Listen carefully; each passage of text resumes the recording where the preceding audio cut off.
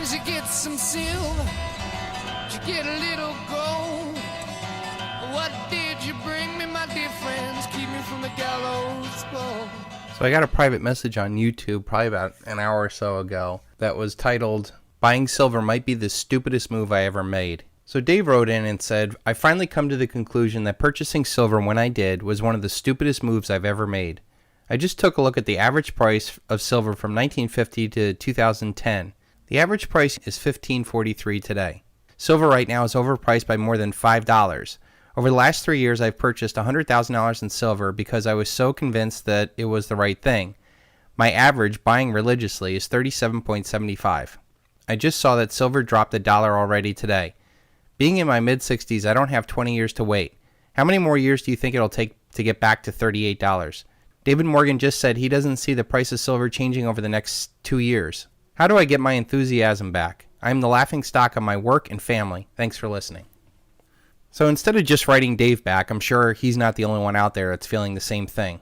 I know more than anyone else out there how you feel. I went through the same thing in 2008, and I did not have anywhere near the clarity or support that silver stackers have today. In 2008, I pulled my Jerry Maguire moment when silver was at $21, and I left my six-figure job, million-dollar inheritance, my career, and everything behind because I was so sure that collapse was going to happen in my consumeristic paradise.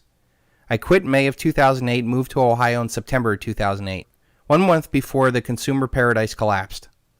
During that same time period, silver went down from $21 to $8, a 60% collapse in the price of what I stored my wealth in, and there was no reason why for it. Now I was jobless, no insurance, a new child, new bills, my dollar savings cut in half, and totally depressed. It was during that time period that I rechecked all the reasons why I got into silver, and I actually became more confident that I was right and that the market was wrong. For most investors, usually means that they can't stay liquid as long as the market can stay wrong. But being a silver stacker, I didn't have to worry about that at all. I started to put together the Silver Bullet and Silver Shield, and you should probably go back through the entire series because when I go back through it, I'm astounded at how much worse the fiat world is that I was describing back then. We're not talking about $12 trillion deficits anymore. Now we're talking about $17 trillion deficits, and government shutdowns, and never-ending wars, and Obamacare, and China and Russia dumping the dollar in bilateral trade with all over the world, and taking gold and oil along with it. The more I look at the fundamentals of silver, the more I see what a real tangible value it is. So at the depths of my depression, I held tight with silver, just like I'm recommending that you do now, because a few months later, I was proven right when silver went up 500% from the ridiculous $8 level to close to $50 by the spring of 2010. Okay, so I feel your pain, but that doesn't really help, so perhaps a little bit more perspective will. So you're the laughingstock of your family and work. First, do you really expect the sheeple to really be cheering your escape from the Matrix? Would you really want to be in their shoes, totally dependent upon a system that at any moment can blow up and leave their life savings decimated? Is that what you really want? Are they doing anything that makes any more logical sense than what you're doing now? Are you now going to sell all your silver and go run out and buy Apple stock? Despite the recent consolidation, silver is still one of the best performing assets since the collapse of Lehman Brothers. So a little bit more perspective will help.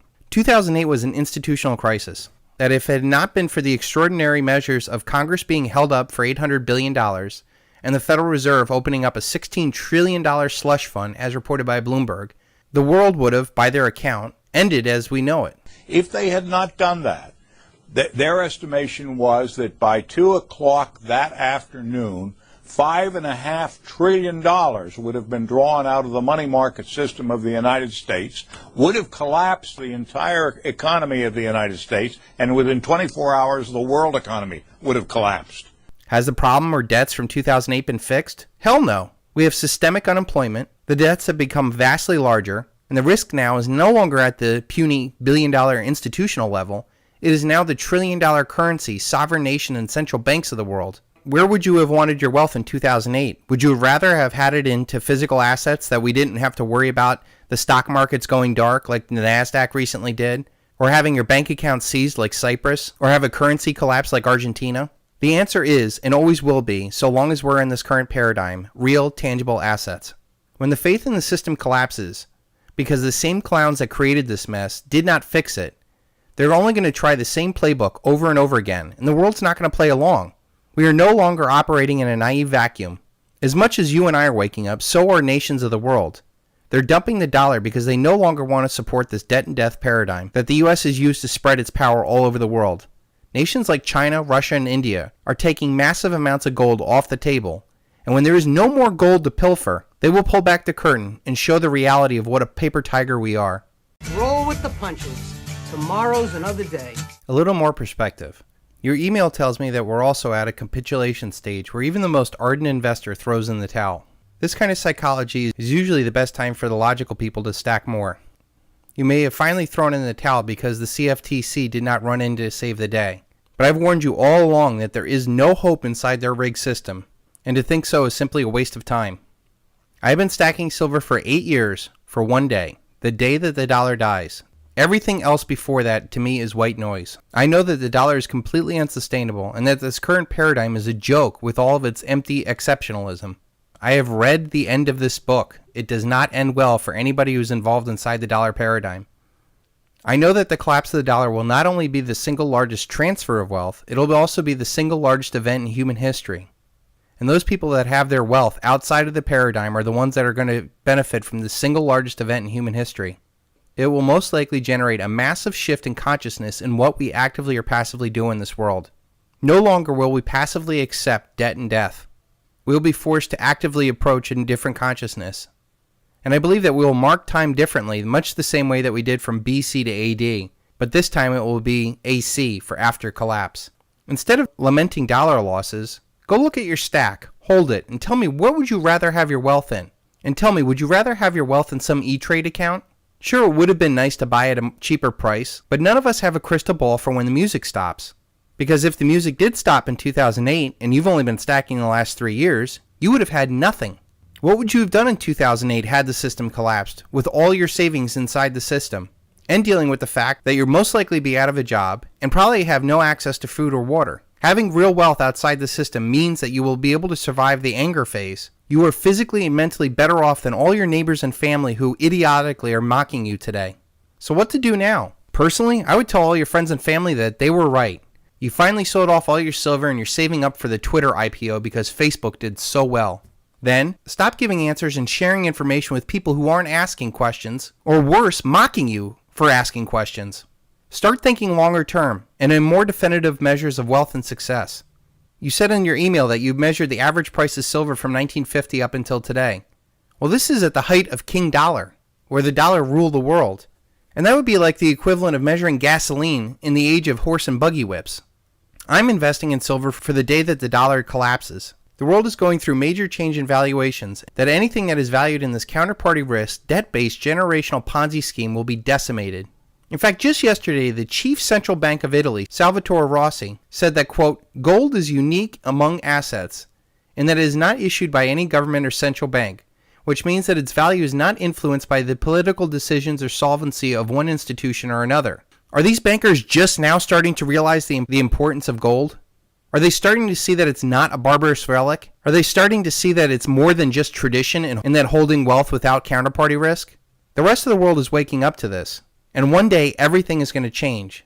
So stop lamenting $20 silver. Instead of measuring your silver in dollar terms, how about measuring in other assets like gold? Gold and silver come out of the ground at a 1-to-9 ratio. For every 1 ounce of gold that's found, 9 ounces of silver have been found. Right now, it's trading 1 ounce of gold for about 60 ounces of silver. That's a screaming buy for silver. How about the gold to Dow ratio? During the Great Depression and in 1980, the gold to Dow ratio reached 1. Meaning 1 ounce of gold was able to buy the entire Dow Jones. Right now, the ratio is 11 ounces of gold to the Dow, which means it's a screaming buy to gold. So if silver's a screaming buy to gold, and gold's a screaming buy to the Dow, I'll put all my money on silver every day. But that's not all. In 1980, it only took 500 ounces of silver to buy the average home. Or how about silver to human labor? Throughout all of human history and 2/3 of the world today, 1/10 of an ounce of silver equals a day's worth of human labor outside this ridiculous debt and death paradigm. Meaning that when there isn't this unlimited amount of debt that can be created to warp our economy, in the real world, your hard sweat and labor is probably only worth 1/10 of an ounce of silver.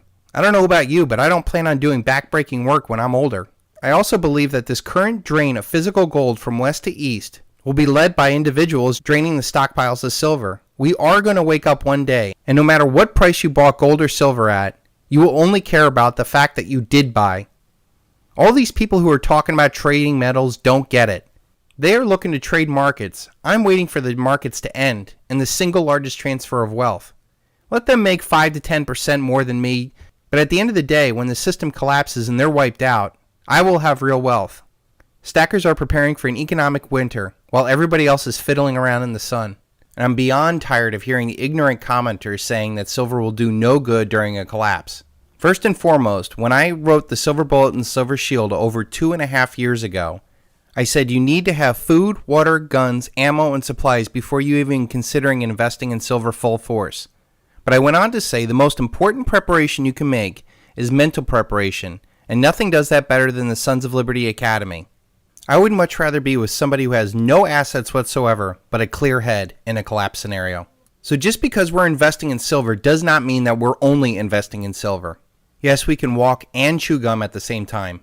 And even during the collapse, not everybody's going to trade spam and bullets. The reason why money exists is because it's an efficient way of transporting value. And even during times of chaos, yes, gold and silver will serve that function and most likely have a higher purchasing power because there will probably be no other forms of money around. The best part about stacking silver is that you're not just preparing to survive, you are really preparing to thrive. I believe that after the anger phase burns out, those that have silver will have the real capital of establishing a better way of life, like I laid out in the Ultimate Exit Strategy at the end of the Silver Bullet, Silver Shield video series. You certainly won't be able to do that with tires, wheelbarrows, and chicken wire in France. And those who ignorantly did not stack silver will most likely be dooming their future generations to generational poverty. As with everything else in life, it all comes down to a matter of perspective. You can lament $20 silver or rejoice the fact that you can stack more for less. You can say silver is down for 2.5 years, or you can know that this consolidation is about to end. You can let your friends and family get to you, or that you can know that even if you had to do it all over again, you probably would not have done anything different since we never know when the music stops. I hope this perspective helps. I fully expect silver to be back at $38 average purchasing price by spring. One thing I do not know is when you'll stop measuring your wealth in dollars instead of wisdom, ounces, calories, and rounds. That is up to you.